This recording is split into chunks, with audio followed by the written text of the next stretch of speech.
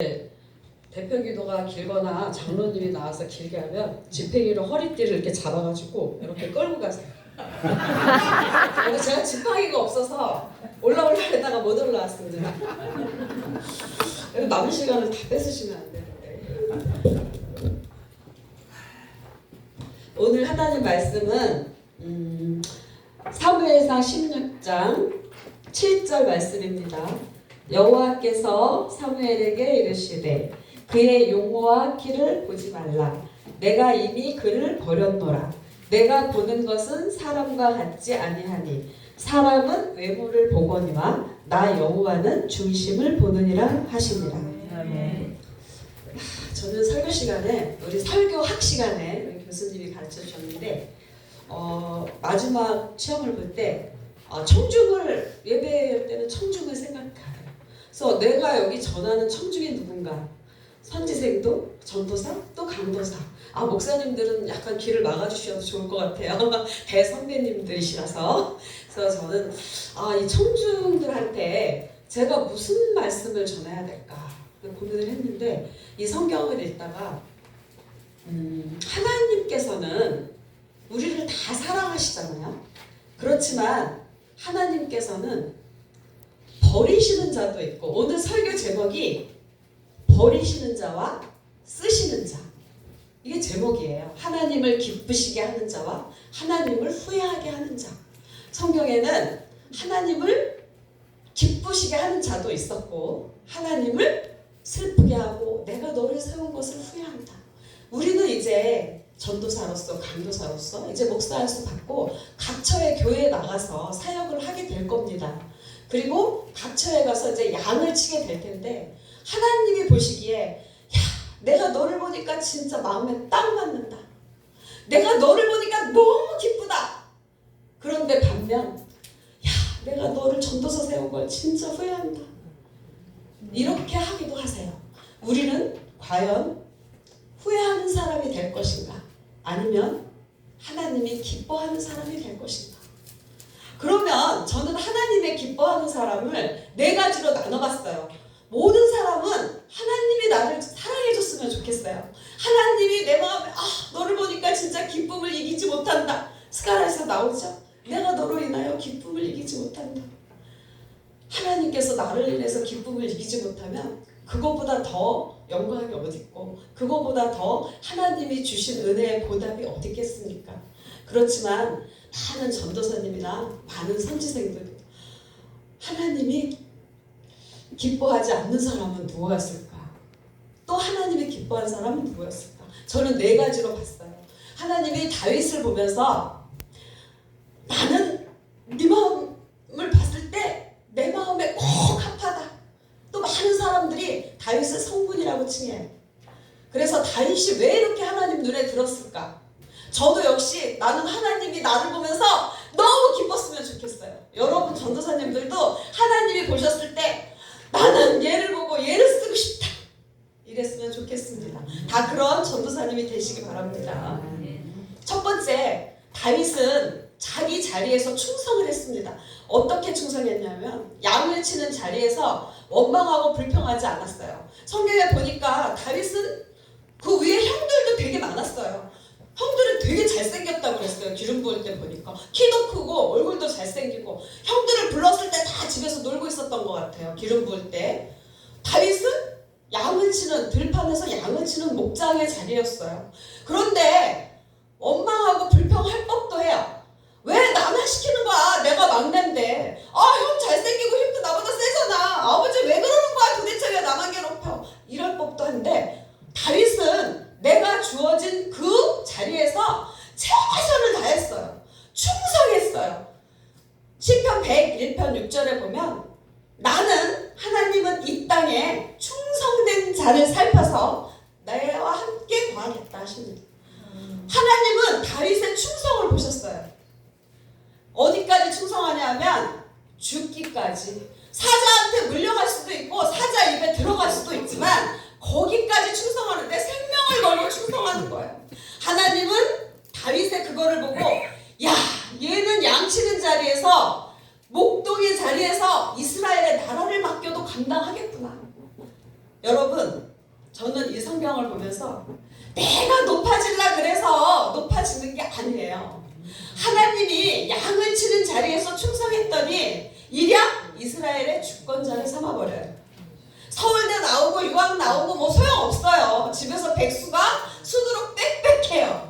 그렇지만 우리 평양신학 나오고 정말 우리 이렇게 나왔지만 하나님이 쓰시면 하나님께서 일약 이스라엘의 주권자를 만드신 것처럼 우리도 하나님 마음에 합한 자가 되면 하나님이 귀하게 뽑아서 쓰시는 여러분이 되실 줄 믿습니다.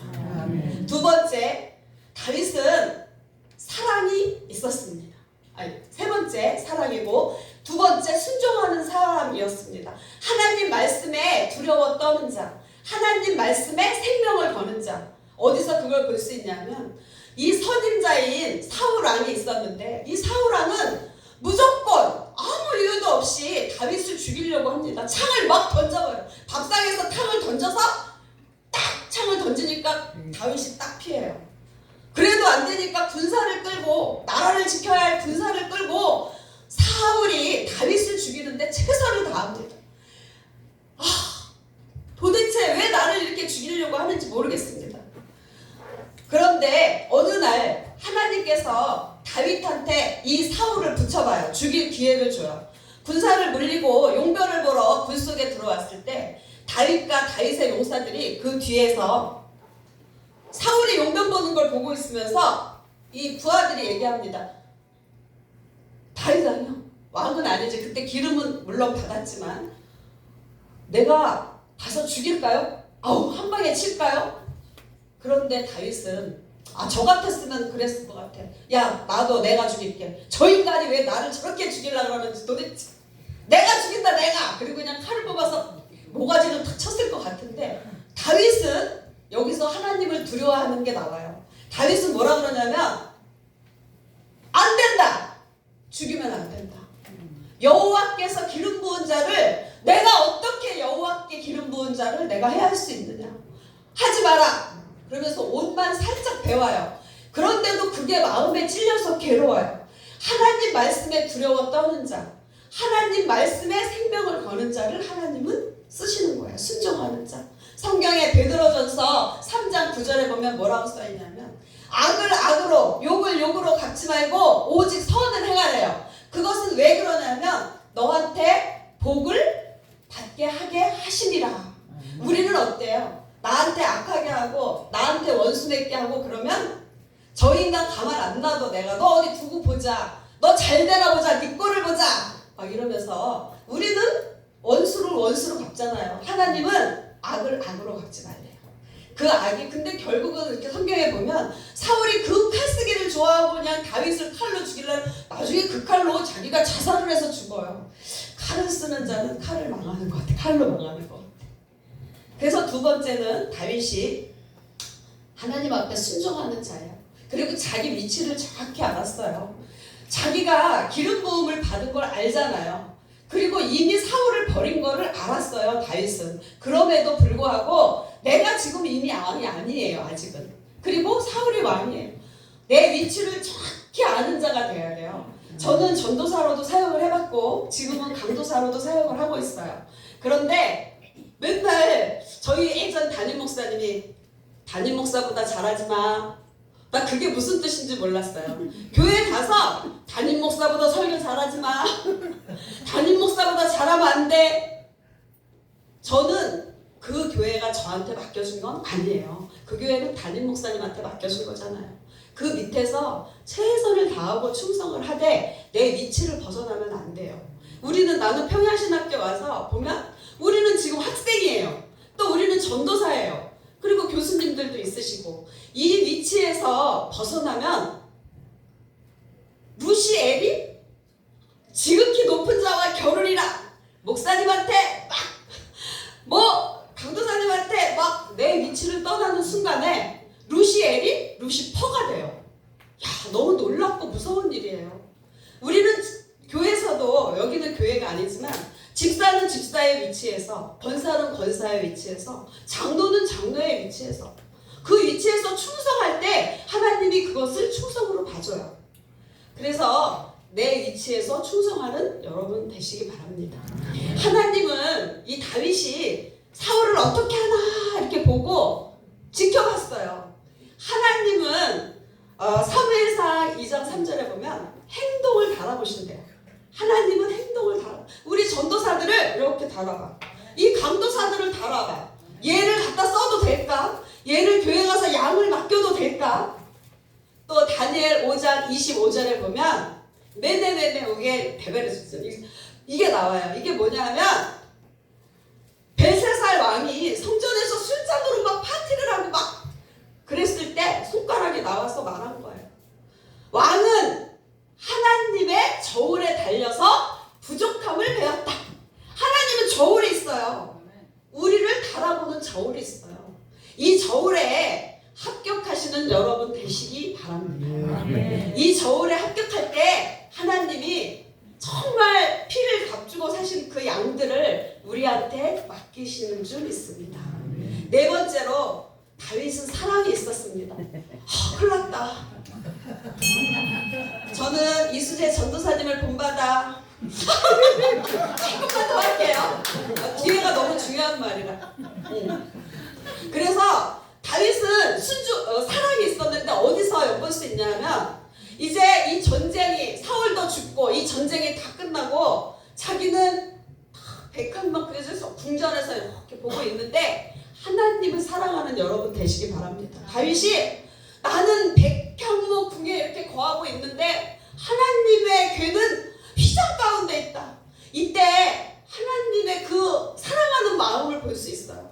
나는 이렇게 좋은데 세상에 어떻게 하나님의 궤가 저렇게 휘장 가운데 있나? 속으로 이렇게 생각했는데 나단 선지자를 보내서 왕이 그 마음속에 있는 것을 행하십시오. 하나님은 우리가 이렇게 떠드는 것만 듣는 게 아니에요. 내 속으로 이 왼수 같은 인간아! 이것도 들어요.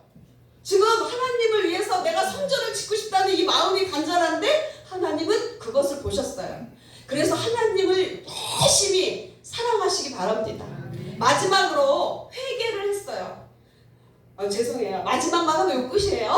마지막으로는 다윗은 회개를 하는 사람이었어요. 지적을 했어요. 야, 너 왜 남의 부인을 갖다가 동침을 하고 그리고 나서 그 또 부인의 남편을 가서 죽이고 너 이게 뭐 하는 짓이야? 나단 선지자가 지적했을 때 다윗은 정말 침상이 뜨기까지 눈물로 회개를 합니다. 우리는 의인이 하나도 없어요. 죄를 지을 수밖에 없어요. 그렇지만 중요한 건 회개하는 거예요. 회개하고 돌이킬 때 하나님은 그 죄를 다 용서해 주세요. 그런데 버림받은 사람도 있죠. 버림받은 사울은 어떻게 했냐면 당신이 지금 무엇을 한 겁니까? 사울의 제사를 자기가 막 제사를 해버려요. 그리고 하나님 말에 순종하지 않아요. 아말렉을 다 진멸하라 이랬는데 진멸하지 않고 하나님 말을 안 듣고 사람의 말을 들어요. 순종하지 않는 사울은 버림을 받고 자기 위치를 떠나서 제사장의 노릇을 한 사울은 버려지고 내가 너를 세운 걸 후회한다. 그렇지만 하나님 앞에 회개하고 하나님 앞에 정말 순종한 다윗은 하나님의 사랑을 받았어요. 그런데 여러분 다윗이 이 죄를 많이 범하잖아요. 회개를 해준다고 해서 우리가 죄를 짓고 그 다음날 또 회개하고 이러면 안 돼요. 우리는 다윗이 뭐라 그러냐면 너는 은밀히 밧세바를 범했지만 나는 압살롬이 백주 대낮에 네 후궁들을 다 범할 거다. 은밀히 하나를 범했지만 이 후궁들을 압살롬이 다 범해버려요. 대낮에. 그리고 니네 집에 칼이 떠나지 않을 거다. 성군이 되긴 했지만 왕이 된 그 노후가 굉장히 고통이 심해요. 그리고 이게 집안에 흐르는 저주가 있어요.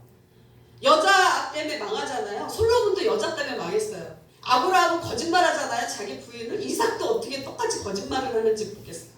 또 속이면 다도 속임을 당해. 야곱이 자기 형을 속이더니 가가지고 마누라도 한번 속였지. 그 다음에 또 그것도 다 속였잖아요. 자기도 속임을 당해. 무엇이든지 잘 심어야 돼요. 좋은 거로 심으시고 사랑으로 심으시고 가시를 심어놓고 엉겅퀴가 나는 게 당연해요. 감자를 심으면 감자를 따는 게 당연해요. 그런데 우리는 좋은 것으로 심고, 마지막으로 우리 많이 믿는 사람들은 좋은 것만 30배, 60배, 100배라고 생각해요. 그치만 악도 잠언에 보면 악을 심으면 재앙을 거둔대요. 악도 30배, 60배 달려요. 우리는 좋은 걸 심고 하나님 마음에 딱 드는, 내가 너를 보니까 너무 기쁘다, 그런 전도사님, 강도사님, 선지생도 여러분 되시기 바랍니다.